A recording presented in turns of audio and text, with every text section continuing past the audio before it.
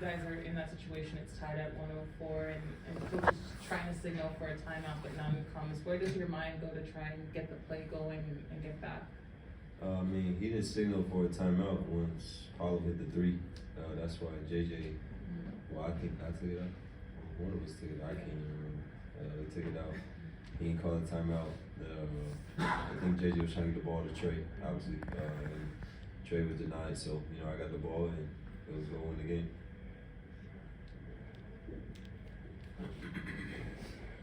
Can you just talk us through just right when you saw the shot go in, what was just the initial feeling? I mean, it's a make or miss league. You're going to make or miss shots, but, with me, I always feel like I'm going to make the next shot if I miss a shot. So, it just comes from just working hard and just being, extremely confident in myself. Even my teammates. If my teammate took the shot, I believe it's going in. So, I didn't shoot it with the intentions of, I'm going to miss this shot. It's like, let's go home and, I made the shot. Dejounte, as you were coming up the court, did you have any move in mind? Were you trying to get all the way to the rim? Did you know you were going to pull up? Can you kind of take us through, as soon as you got the ball in bounds, kind of what your plan was? I mean, I'm a react type of guy, so trying to really take what the defense gives me. Obviously, trying to get all the way, knowing we're in the bonus, but knowing that the mid-range is my sweet spot. So, I took the shot, rose up over and made a great shot.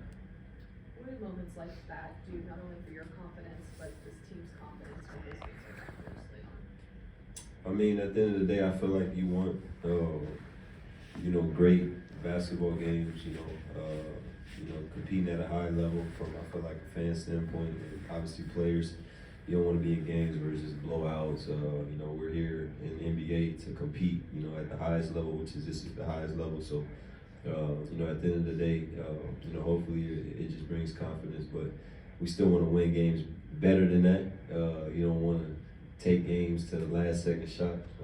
We got a lot of things we got to work on, which one is taking care of the ball and myself, starting with myself on down. And, like I said, at the end of the day, we want to be in better games than that.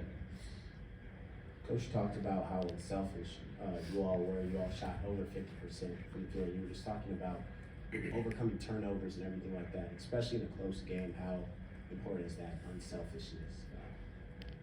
I mean, that's what builds great teams. When you believe in the guy next to you, and you, most importantly, you want the guy to succeed next to you.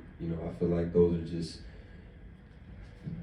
great habits to build when you're trying to build something, build a culture, or just build, winning habits. So that's just the most important. And me as an individual, that's just something I love to do. If my teammate's open, I want to get you the ball. And if I don't get you the ball, you can hold me accountable. And I tell all of them guys, you can get on me. You got that green light to, tell me that you was open. The next time I get you the ball, that's simple. Dejounte, there was a play with a couple minutes left where you had 2 of, I think, 6 offensive rebounds that you got. What's sort of the emotional swing there when you just keep pounding the offensive glass and eventually it breaks through? I think it's important. Usually we're on the other end of that where other teams is, getting a lot of offensive rebounds and, it just shows that we wanted the ball. Wesley Matthews, our vet, he said something that looked like a bunch of guys that wanted the ball, wanted to win the game. So, I think it's just important, just to compete, on both ends of the floor. Thanks, DJ. Yep.